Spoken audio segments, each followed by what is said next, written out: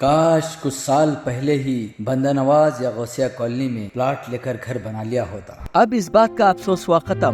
पेश है Navrang layout, NARDA drain और तार रोडों के साथ गार्डन और सीएसाइड भी अरब महल्ले से 1.5 किलोमीटर की दूरी पर और अली नायक कॉलोनी से बिल्कुल करीब। बेहद कम दामों में डेवलप्ड प्लॉट। मजीद जानकारी के लिए अपने रियल एस्टेट दोस्तों के साथ राबिता करें।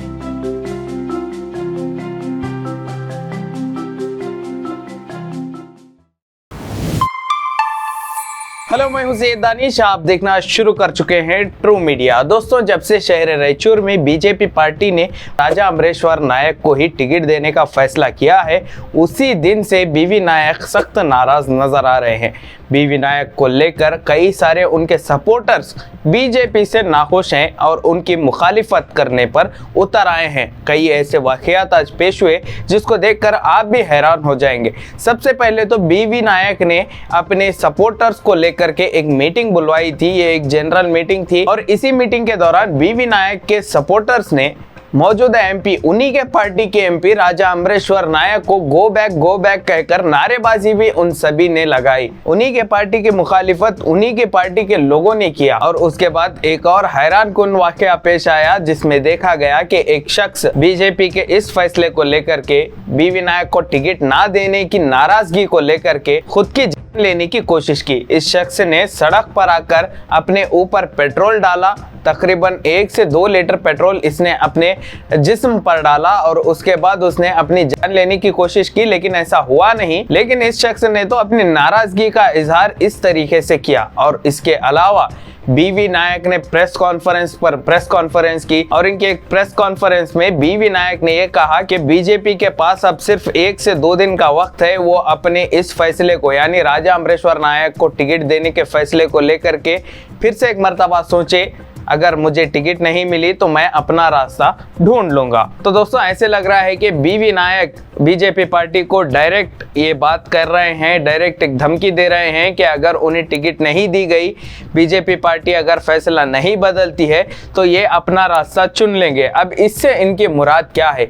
क्या बीवी नायक वापस से कांग्रेस में आना चाहते हैं? उस पर भी हम आगे बात करेंगे। वैसे तो दोस्तों, अमूमन यही देखा गया है कि जो पार्टी का MLA हो या MP हो, अगर वो 1 से 2 मरतबा अपनी कॉन्स्टिट्यूएंसी से जीतता है तो पार्टी उसी को ही टिकट देती है। ये देख के कि ये जो कैंडिडेट है ये लगातार जीत रहा है, पब्लिक का भरोसा इस पर ज्यादा है, तो बार बार जीतने पर ही कोई पार्टी उनको टिकट देती है। ये अमूमन देखा गया है। लेकिन रायचूर के मामले में बीवी नायक MLA इलेक्शन से पहले अपनी जो पुरानी पार्टी थी कांग्रेस पार्टी, जहां पर उनके वालिद मोहतरम या यूं कहूं उनकी फैमिली की वो पार्टी थी, उस पार्टी को छोड़कर वो बीजेपी पार्टी में जाते हैं और उन्हें MLA इलेक्शन में तो कोई, असेंबली इलेक्शन में कोई खास कामयाबी मिलती नहीं है। लेकिन जैसे ही MP इलेक्शन नजदीक आता है तो इनको बहुत ही कॉन्फिडेंस था बीवी नायक को कि इस मरतबा इन्हें टिकट मिलेगी। लेकिन पार्टी ने जब मौजूदा MP को ही टिकट देने का फैसला किया, उसी तारीख से लेकर अब तक बीवी नायक और उनके सपोर्टर सख्त मुखालिफत कर रहे हैं। और कुछ सपोर्टर्स का ये भी कहना है कि इस मर्तबा अगर बीवी नायक को टिकट नहीं मिलेगी तो हम बीजेपी के मुखालिफ काम करेंगे। इसके अलावा एक और नेता है जो कि साबिका में MLA भी रह चुके हैं, वो भी दावेदारी कर रहे थे बीजेपी पार्टी से टिकट लेने की, कैंडिडेट बनने की, लेकिन अफसोस उनको भी टिकट नहीं मिली। उनका नाम आप सभी जानते होंगे। मैं बात कर रहा हूं तिप्पराज हवलदार की। तिप्पराज हवलदार ने भी एक प्रेस कॉन्फ्रेंस बुलाई थी जिसमें उन्होंने ये कहा, पार्टी का जो भी फैसला है हमें मंजूर है, क्योंकि हमें यूनियन में फिर से एक मरतबा PM मोदी को वापस से सत्ता में लाना है, उन्हें सेंट्रल में बिठाना है, उन्हें PM फिर से एक मरतबा बनाना है। तो हम सभी को मिलकर के पार्टी के फैसले में हामी भरते हुए पार्टी का साथ देना होगा और इस इलेक्शन में हम सभी साथ देंगे।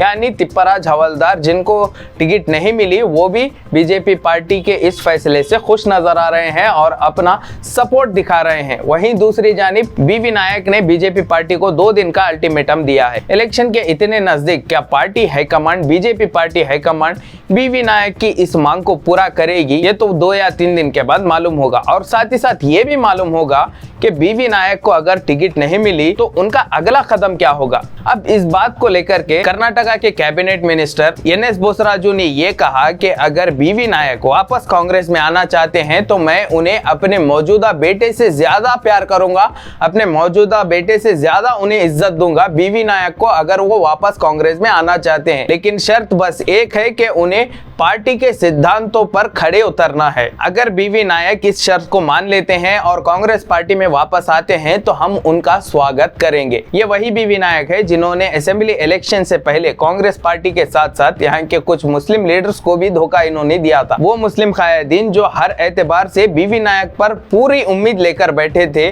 और बीवी नायक ने उन्हें एक भरोसा भी दिया था कि मैं पार्टी से बात करूंगा, आपको टिकट दिलाऊंगा। कुछ लीडर्स है जिनको इन्होंने बीवी नायक ने असेंबली इलेक्शन से पहले वादा तो किया था, लेकिन इलेक्शन से चंद दिन पहले उन्हीं की पार्टी, जिसके साथ ये एक मर्तबा एमपी भी बन चुके थे, पार्टी के साथ साथ उन मुस्लिम कायदीनों को भी इन्होंने बड़ा झटका दिया, धोखा देते हुए ये बीजेपी पार्टी में शामिल हो गए। अब कांग्रेस के जो कैबिनेट मिनिस्टर हैं ये कह रहे हैं कि अगर बीवी नायक वापस आते हैं तो मैं उन्हें अपने बेटे से ज्यादा चाहूंगा, अपने बेटे से ज्यादा मोहब्बत करूंगा, लेकिन सिर्फ एक शर्त है कि बीवी नायक को चाहिए कि वो पार्टी के सिद्धांतों पर खड़े उतरे। इतने सालों तक बीवी नायक इससे पहले कांग्रेस पार्टी में थे, ब्लॉक प्रेसिडेंट थे, उसके बाद एमपी भी बने, कांग्रेस का एक जाना माना चेहरा बन चुके थे। इतने सालों तक क्या बीवी नायक पार्टी के सिद्धांतों पर खड़े नहीं थे? क्या बीवी नायक को यह मालूम नहीं था कि कांग्रेस पार्टी और बीजेपी पार्टी एक दूसरे की मुखालिफत करते हैं? और ऐसे मौके पर जबकि कांग्रेस पार्टी पूरी तरीके से बीवी नायक पर उम्मीद लगाई बैठी थी असेंबली इलेक्शन से पहले, और वो कायदीन जो टिकट के आस को लेकर के बीवी नायक पर उम्मीद लगाए बैठे थे,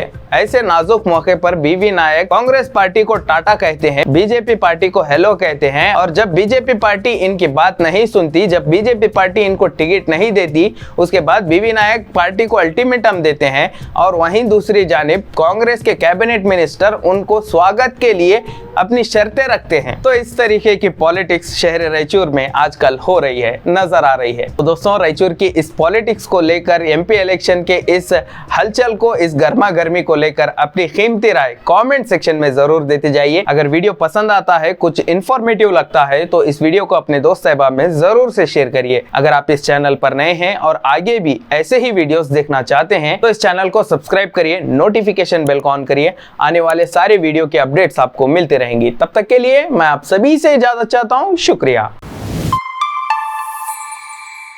Shah Collection, exclusive for wedding dresses, fancy suits, party wears, dress materials and ready-made dresses। वाजिब दामों में बेहतरीन कपड़ों का कलेक्शन, आज ही तशरीफ लाइए। Shah collection, beside Gujarat textile, Tipu Sultan road, Raichur.